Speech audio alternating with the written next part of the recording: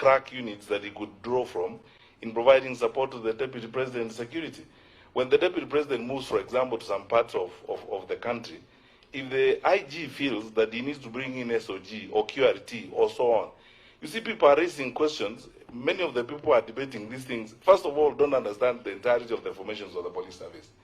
They don't understand the strengths and the capacities that we have and the training and the capacities of all the other formations. So people have just proceeded from a propagandist easy point of saying you're downgrading the security of the Deputy President and so on. We're not looking at the facts as they are. In that layer too that I've used to demonstrate to you that we actually call these in operational terms support services, you know, because the core team that is supposed to protect the Deputy President is the presidential escort. This is what is prepared to protect the Deputy President. Whether he is driving, walking, flying, what have you, these are the people, it's intact, he's protected. Then support services, the IG has got over 13 units to draw from to provide support services. What tells you that this unit is stronger or weaker than the other one? And over a period of time, given the resources that we have deployed, there are other units that actually you do not know of that probably have got stronger and even better capabilities to do certain things. Because let's look at Article 10 of the National Police Service Act. It's very clear. The IG shall determine the distribution and deployment of officers in the service. And how does the IG determine? He uses the information that is given. He uses the intelligence that he receives. And from time to time, he will make certain changes. Why are we second-guessing the IG in the decisions that he has made, when he has made so many of that decisions, of such decisions in the past on other areas? And we have demonstrated clearly that the deployment in terms of personnel and asset that we have given to protect this office and the holder of this office is very strong. In fact, Mr. Chairman, some small counties in this country like Vihiga and Nyamira, for example, probably don't have this kind of deployment, and in terms of even assets, as it were, in providing the support that we are providing to this office. So the question of downgrade, and I would like to sorry, what did you say? I'm saying that there are some counties that are smaller in the country. The smaller counties like Vihiga, for example, probably don't have the strength of deployment and capacities and assets such as we have deployed to protect the holder of this office.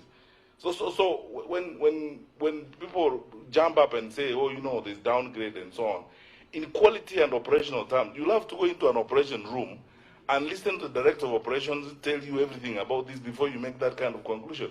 I want to state here again categorically, for the record, there has not been any downgrade of the security of the Deputy President, period.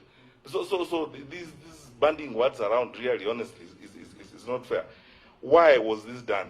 I explained to Mr. Chairman. I am willing to discuss that, but I can't discuss it in an open meeting. Because that is tantamount to sharing the notes of the National Security Council or the Minister of the Council in an open meeting like this, and I have no clearance to do that. Why and the background to this rearrangement, I cannot discuss in an open meeting, because I'll be going deep into an operational issue. Are you able to discuss in camera if you have clearance? You have the clearance to discuss in camera. If you provide this is the committee that oversees the issues of security. If you provide an in-camera proceeding, maybe I will discuss that. I will be able to explain the background to that. But I can't explain it in an open meeting like this, because now I'll be moving into the realm of operational issues. And then my colleagues here, the heads of the agencies, will not allow me to go into operational issues in an open meeting like this. It's clear. Let's just be very frank with each other, Mr. Chairman, honorable members. The Deputy President's residence is not a state lodge. It is not a state house. The law is very clear. It's black and white. It's a residence. It's a residence of the Deputy President. It's not a state lodge. It's not a state house. You know, there's some things which look or sound politically sensible, but frankly, when you go by the law, they don't. How would you come up and use phrases such as are being used and so on? The framers of the Constitution, you are the legislators. Give me a law to work with on this basis. Give me a law that designates the residence of the Deputy President and makes it a state lodge. Then, on the basis of that law, I will gazette it. The gazettement of state lodges is very clear. The law is clear. The record is there. You know, the state lodges and state houses that are supposed to be protected by GSU. The residence of the Deputy President is neither a state lodge nor a state house. Sasa mimi nafikiri hapo, Mr. Chairman, ni sawa. Just proceed with the rest. Yeah. So the question of the politics of the decision that we made. You know, we are public servants. We are public servants. We work in a manner that we know we are going to be accountable to the public through members of parliament, through a committee like this. When we take decisions, we don't wake up in the morning and look at the weather and look at this. We make a decision that we believe is right to make at a particular time. We know that there are certain times where some political practice comes with some sympathy addiction. You know, the sympathy addicts who will look for sympathy over anything. And we have watched that sympathy addiction around the country where, you know, people draw sympathy over everything, you know, and so on. But you see, let me ask you a question. As people who expect these wonderful, good people seated on my left here to provide security for you, how would you operate in an environment where they wake up in the morning and check the political temperature, the weather before they make decisions? We believe in making right decisions. And the decisions that are right and necessary will be made, regardless of the time they are made. And as I keep saying, we in the security sector, we don't do this work to be popular. We would rather be right than popular. We want to do what is good for the country, what is good for the officers that we have been given to look after. If I had an opportunity and explained to you and Mr. Chairman went into details about how this decision was reached you will be very happy with us, because you will know that we have made very serious considerations. And this Inspector General, this gentleman seated to my left here, is a very considerate and very responsible public servant. So to cast aspersions and say, oh, you know, why was this done and so on, this is not a whimsical decision. It was a culmination. It was made after several considerations have been had. But as I said, I can't discuss those considerations in an open meeting unless, you know, you have an in-camera session at which I can discuss that, and I will share with you to an extent about that. The question of responsibility of police officers. You know, Mr. Chairman, this gives me an opportunity to respond to something that everybody asks me all the time. When public officers, for example, when members of you know, government go to court and they are charged, for example, with murder or with very serious crimes, why does the Inspector General withdraw police officers from them? They do that because you don't want to put officers in conflict. Because you cannot get officers and tell them to go and commit a crime or to accompany you to commit a crime, as it were. I understand and I hear you, honorable members, when you are saying if we are breaking the law, we are breaking COVID regulations, and we are in the company of police officers, what are we supposed to do? We all start, first of all, with the fundamental good faith in all of us. And as I said earlier, there must come a time in the positions that we hold when some of the actions we take are driven by our own moral positions.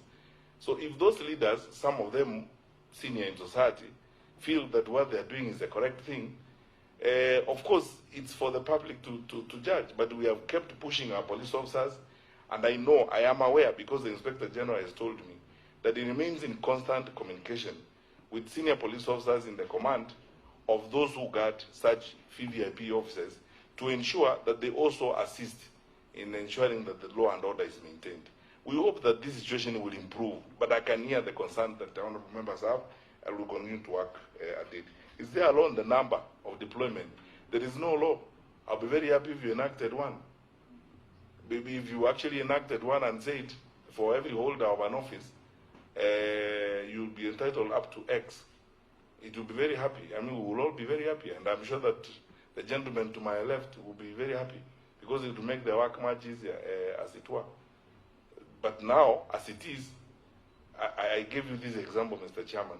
If today, for example, the holder of that office requested that I have a butchery in Rongai, and I need the butchery to be guarded, and you refused to guard the butchery, then the butchery was attacked tomorrow.